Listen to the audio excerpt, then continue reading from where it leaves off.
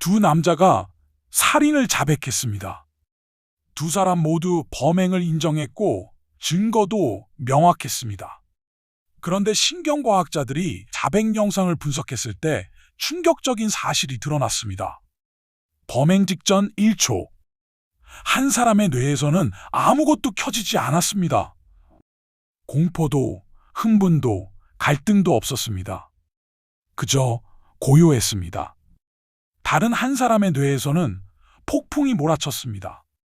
감정 회로가 과부하 상태였습니다. 같은 범죄, 완전히 다른 뇌. 이것이 사이코패스와 소시오패스의 결정적 차이입니다. 2000년대 초 미국 뉴멕시코 대학의 신경과학자 켄트 킬 박사는 전례 없는 실험을 시작했습니다. 그는 이동식 MRI 스캐너를 교도소 안으로 들여보냈습니다. 범죄자들의 살아있는 뇌를 직접 스캔하기 위해서였습니다. 당시 학계에서는 사이코패스와 소시오패스를 같은 개념으로 혼용하고 있었습니다. 둘 다 반사회적 행동을 보이고 둘 다 타인에게 해를 끼치는 범죄를 저질렀습니다. 그런데 킬 박사는 뭔가 다르다는 것을 직감했습니다. 자백 영상을 보면서였습니다. 사이코패스 범죄자들은 자백하면서도 눈 하나 깜짝하지 않았습니다. 반면 일부 범죄자들은 자백하면서 극도로 불안해하고 울고 자신도 왜 그랬는지 모르겠다고 했습니다. 킬 박사는 생각했습니다. 이 두 그룹의 뇌는 근본적으로 다른 것이 아닐까? 그 답을 찾는데 20년이 걸렸습니다. 1989년 1월 플로리다 주립교도소. 테드 번디는 사형 집행 하루 전날 인터뷰에 응했습니다. 30명 이상의 여성을 살해한 연쇄 살인범. 그런데 그의 태도는 놀라웠습니다. 차분하고 분석적이고 심지어 매력적이었습니다.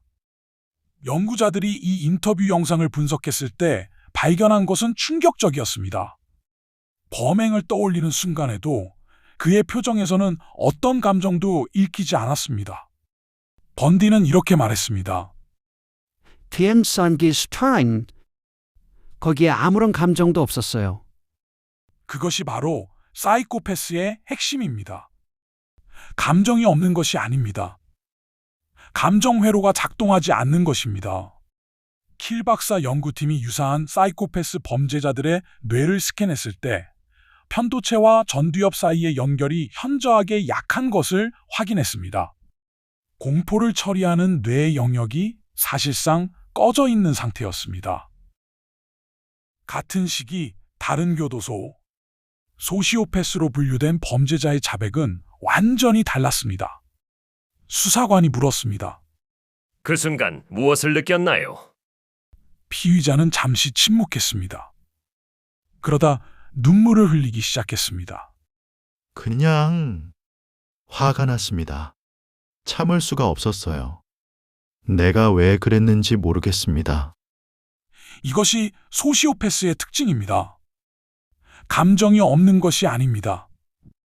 오히려 감정이 너무 강렬해서 통제가 되지 않는 것입니다. 신경과학자들이 소시오패스 범죄자들의 뇌를 스캔했을 때 편도체는 정상적으로 활성화되어 있었습니다.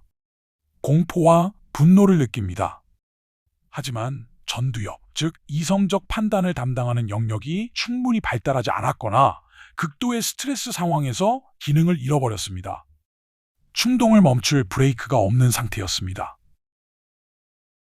30년간의 연구를 통해 신경과학자들은 사이코패스와 소시오패스의 뇌에서 5가지 결정적 차이를 발견했습니다. 첫 번째 원인입니다. 사이코패스는 태어날 때부터 다릅니다. 편도체와 전두엽 연결이 선천적으로 약합니다. 소시오패스는 만들어집니다. 학대, 방치, 심각한 트라우마가 뇌 발달을 방해한 결과입니다. 두 번째, 공감 능력입니다. 사이코패스는 공감을 완전히 시뮬레이션할 수 있습니다. 머리로 계산해서 감정을 흉내냅니다. 소시오패스는 특정 사람에게는 깊이 공감할 수 있습니다. 하지만 낯선 사람에게는 공감하지 않습니다. 세 번째, 충동 통제입니다. 사이코패스의 범행은 치밀하게 계획됩니다. 소시오패스의 범행은 충동적으로 일어납니다. 네 번째, 자책감입니다. 사이코패스는 자책하지 않습니다. 자책이 무엇인지 이해하지 못합니다. 소시오패스는 자책합니다. 그래서 더 괴롭습니다. 다섯 번째, 치료 가능성입니다. 사이코패스는 치료에 반응하지 않습니다. 소시오패스는 적절한 환경과 치료로 변화할 수 있습니다. 킬 박사 연구팀은 한 걸음 더 나아갔습니다. 단순히 뇌 구조를 보는 것이 아니라 범죄를 연상시키는 상황에서 뇌가 어떻게 반응하는지 실시간으로 촬영한 것입니다. 피험자들에게 도덕적으로 충격적인 장면을 보여주면서 fMRI로 뇌 활동을 측정했습니다. 결과는 명확했습니다. 사이코패스 피험자의 뇌에서는 도덕적 판단을 담당하는 뇌 영역이 거의 반응하지 않았습니다. 마치 그 영역이 처음부터 없는 것처럼. 반면 소시오패스로 분류된 피험자의 뇌에서는 감정 영역이 폭발적으로 활성화됐습니다. 너무 강렬한 감정이 이성적 판단을 압도한 것입니다. 연구팀은 이것을 브레이크 결함이라고 불렀습니다. 사이코패스는 가속 페달 자체가 없는 차이입니다. 감정이 없으니 멈출 이유도 없습니다. 소시오패스는 가속 페달은 있지만 브레이크가 고장난 차이입니다. 감정이 있지만 멈출 수가 없습니다. 켄트 킬 박사는 자신의 저서에서 이렇게 회상했습니다. 수백 명의 뇌를 스캔했습니다. 그런데 사이코패스의 뇌를 처음 봤을 때 저는 할 말을 잃었습니다. 킬 박사가 발견한 것은 이것이었습니다. 사이코패스 범죄자들의 뇌에서 감정 처리를 담당하는 변연계 영역의 회백질이 평균보다 5.7% 적었습니다. 이 차이는 선천적인 것으로 태어날 때부터 다른 뇌의 구조를 가지고 있다는 뜻입니다. 그런데 더 충격적인 발견은 따로 있었습니다. 유시어바인의 신경과학자 제임스 펠런 교수 이야기입니다. 알츠하이머 연구를 하던 중 대조군으로 가족들의 뇌 스캔을 진행했습니다. 그리고 그중 하나의 뇌 영상이 유독 눈에 띄었습니다. 그 뇌의 주인은 펠런 교수 자신이었습니다. 그의 뇌가 사이코패스 패턴과 정확히 일치했습니다. 하지만 펠런 교수는 범죄자가 아니었습니다. 뇌 구조가 전부는 아닙니다. 좋은 가정 환경과 교육이 그것을 억제할 수 있습니다. 이 모든 연구의 중심에는 하나의 뇌 영역이 있었습니다. 편도체입니다. 아몬드 모양의 작은 조직, 편도체는 우리가 공포를 느끼고 공감하고 도덕적 판단을 내리는데 핵심적인 역할을 합니다. 연구 결과에 따르면 사이코패스 범죄자들의 편도체 활성화 수준은 일반인의 18%에 불과했습니다. 다른 사람의 고통을 봐도 두려움을 느껴야 할 상황에서도 뇌의 이 부분은 거의 반응하지 않았습니다. 반면 소시오패스의 편도체는 정상적으로 때로는 과도하게 활성화됩니다. 특히 분노와 위협 상황에서 폭발적으로 반응합니다. 연구진은 이것이 충동적 범행의 원인이라고 분석했습니다. 감정이 너무 강렬하게 활성화되면 이성적 판단을 담당하는 전두엽이 그것을 억제하지 못하는 것입니다. 사이코패스가 냉혹한 계획자라면 소시오패스는 감정의 포로인 것입니다. 이 신경과학 연구들은 법정에도 영향을 미치기 시작했습니다. 캐나다의 범죄 심리학자 로버트 헤어 교수는 이렇게 말했습니다.